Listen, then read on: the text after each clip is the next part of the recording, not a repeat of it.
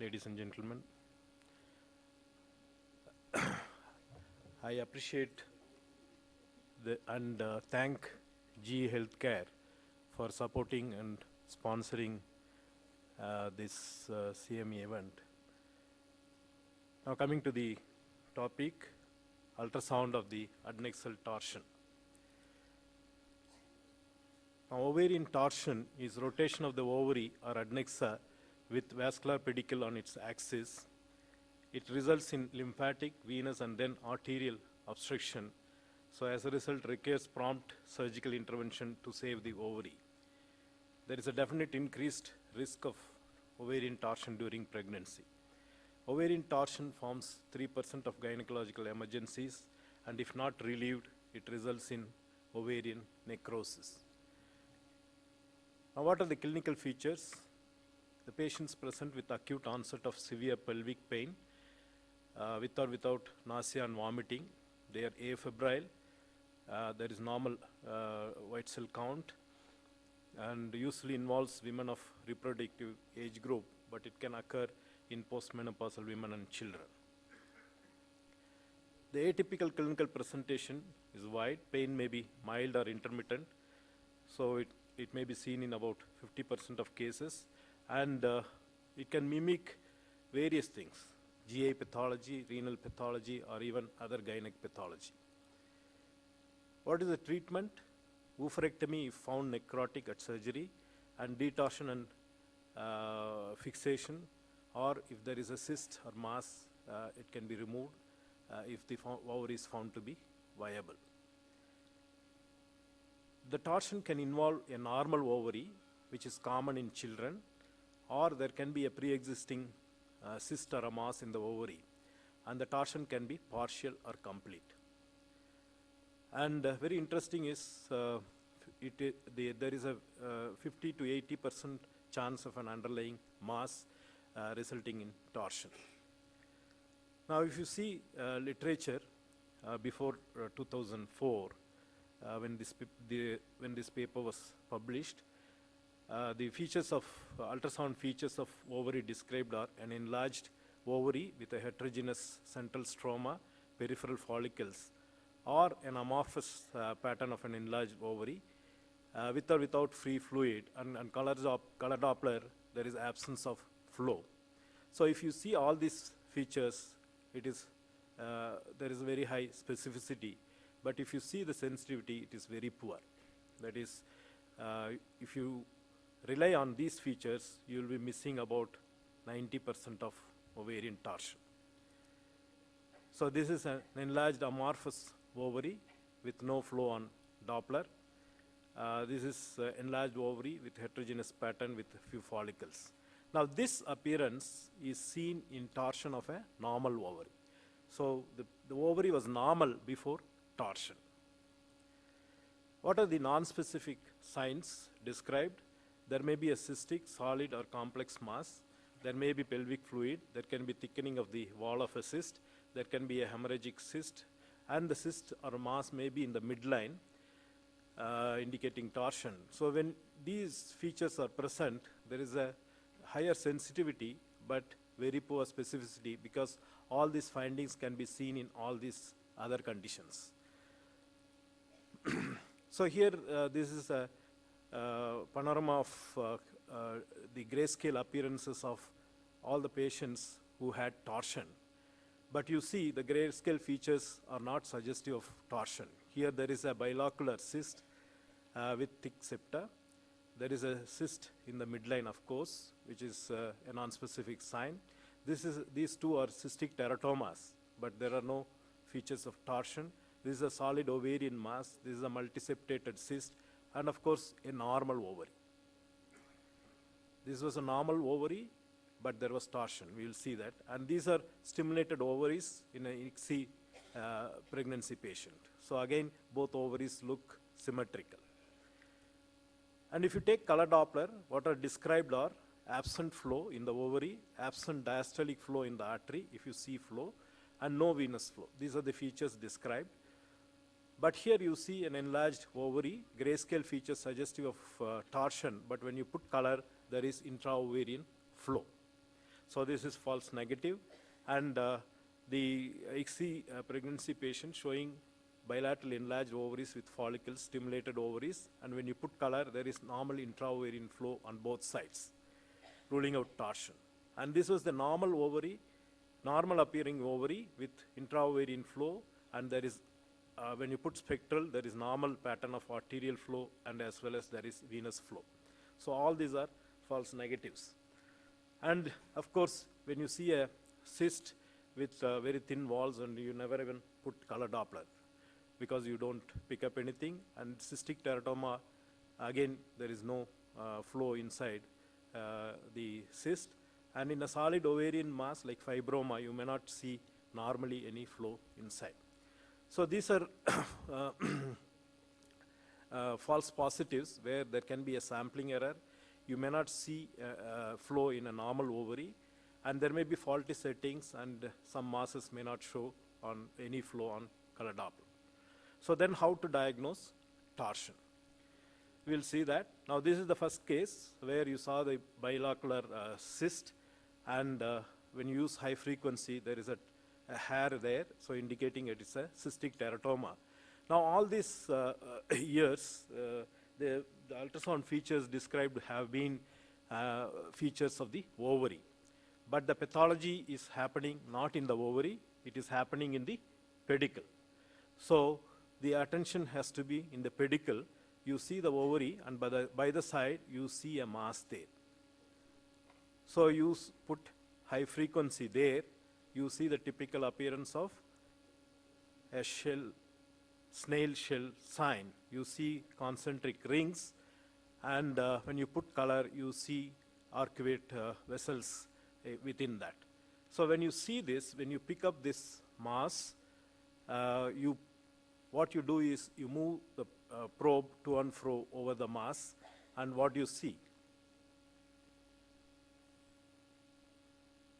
So that is the whirlpool sign. You see the whirlpool both on grayscale as well as on color. So what has happened here is the pedicle normal, and there was torsion, acute tight torsion resulting in the symptoms, but later on it loosened. It has loosened so that the vascular supply is not affected, but still the torsion is there. So when you get a situation like that, you see the whirlpool sign both on grayscale as well as on color. So you have to see the mass of whirlpool and move the transducer to and fro to pick this whirlpool sign. So that was the operative picture. You see the torsion there, and when you cut open, you see the tuft of hair indicating cystic teratoma. Now another case of cystic teratoma, and by the side, you see the mass of whirlpool, and when you move the transducer, you get the whirlpool sign, both in grayscale as well as color, indicating partial torsion.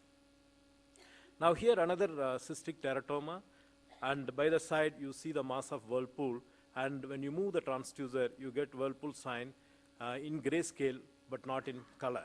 So that indicates a complete torsion, tight torsion, so that there is no flow in the pedicle as well as in the ovary. So that indicates ischemia and gangrene, and that is the operative specimen. You see the gangrenous cystic teratoma. Now this was the case where the cyst was found in the midline, and there are no features of suggestive of torsion, but when you go to the side, you see again a mass of whirlpool, and the whirlpool sign is seen only on grayscale and not in color, indicating gangrene. So these are the cases where you use convex probe, and here this is a solid mass. On color there is no flow, but by the side you see the whirlpool sign only on grayscale but not in color, indicating complete torsion and ischemia. Ovarian torsion, there is a definite increased incidence during pregnancy. This is an early pregnancy, and you see the ovary which is enlarged, and on grayscale appears, shows features of torsion. But when you put color, there is intraovarian flow, and on spectral also there is nice arterial flow, and use endovaginal. The whirlpool sign may be seen convex, it may be seen on endovaginal. So when you use endovaginal, you see by the side of the ovary, you see the whirlpool sign. Now here it is seen both on grayscale as well as color, indicating it is partial torsion. So you can use convex, you can use EVS, or you can use a abdominal high frequency as seen here. That is the enlarged ovary. On color there is flow, but when you go to the side, use high frequency, you see the nice mass of whirlpool both in grayscale as well as in color, and you can see the real time. That is the whirlpool sign, seen both on color as well as grayscale, indicating partial torsion.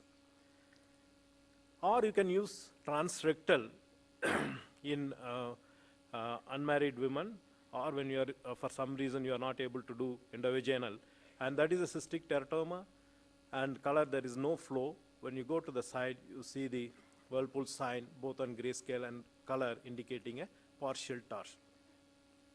Now this is the case I told you, ICSI conception, 7 weeks, gestation seen, stimulated, so both ovaries are enlarged with follicles and with little fluid in the pelvis, and when you put color, there is normal intraovarian flow on both sides, symmetric, and but the patient is presented with acute pelvic pain, so you think of torsion and look for the whirlpool sign by the side, which is present, indicating torsion using the endovaginal probe. You see the nice whirlpool sign both on grayscale and color. Now this patient I saw after 2 hours, where she had been managed conservatively, and at the time she was not in acute pain. So they decided, because it was a precious pregnancy, they thought they'll manage conservatively and wait. So patient was admitted and kept under observation. Next day she developed again acute pain. You see the ovary was much enlarged with hemorrhagic cyst, and of course the whirlpool sign was present with absence only on grayscale. So they opened up and did do derotation and fixation. Another incidence of stimulated ovaries, but a different picture. Both ovaries are hyperstimulated with markedly enlarged and multiple follicles. Both ovaries showed intraovarian nice flow, but there was whirlpool sign, indicating torsion. And I told you the ovary can absolutely look normal. Now this patient, that is the right ovary, left ovary, both look normal, and in color there is normal intraovarian flow, in spectral normal arterial flow, venous flow, but there was the whirlpool sign. You can see the real time, that is the normal ovary, and you see the whirlpool sign there, indicating torsion. So the ovary can look normal. So you have to go by the clinical history, because the patient is in pain, you look for this whirlpool sign. Now this is a 40-year-old woman with pain, abdomen, vomiting, and abdominal distension. There was a cystic teratoma, and that is the cystic teratoma with sebum balls. When I go to the side, you see the ascites. So with again sebum balls in the ascitic fluid, indicating that the cyst is ruptured. So, and if you see closely, there is the whirlpool sign, and if you use the high frequency, you see the ascites. And when I go to the cyst and press there, there is communication between the cyst and the ascitic fluid with a rent there. And when you go laterally, you see the whirlpool sign, both on grayscale as well as in color. So what has happened is, this was a cystic teratoma. It undergone torsion because of the ischemia or sudden increase in volume. It has given way and ruptured. With that, the tension has come down, and it has resulted in partial torsion. So that is the operative picture of ascites with the sebum and sebum balls. So the ovary in torsion can be enlarged. There can be a solid mass. There can be a cyst. It can be stimulated. It can be ruptured, or it can be normal. On grayscale, on color Doppler, the flow may be absent, it may be decreased, or it can be normal. So ultrasound, the appearance depends on the duration of torsion, whether it is complete or incomplete torsion, presence or absence of an ovarian mass, or whether there is a complication of rupture.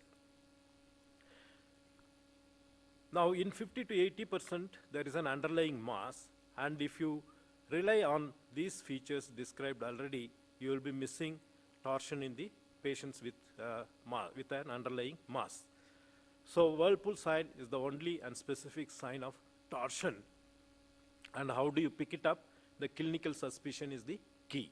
So to bring home this point, I'll give an example of this patient, 35-year-old woman, who had an ultrasound scan abroad 5 days before, which the ultrasound report read as solid lesion behind the uterus, nature, chorioexophatic fibroid. She had also undergone an MRI scan, reported as probable cystic tumor of the right ovary, fluid suggestive of peritoneal spread. So that is the MRI scan. And the patient came here, and that is the abdominal scan, that is the uterus, and that is the mass there, and that is the color Doppler. So what do you think? Because the topic is ovarian torsion, so that is torsion. Now that is the transvaginal scan. You see the enlarged ovary, and there was a hematoma around, and on color there is no flow. And what was the clinical history?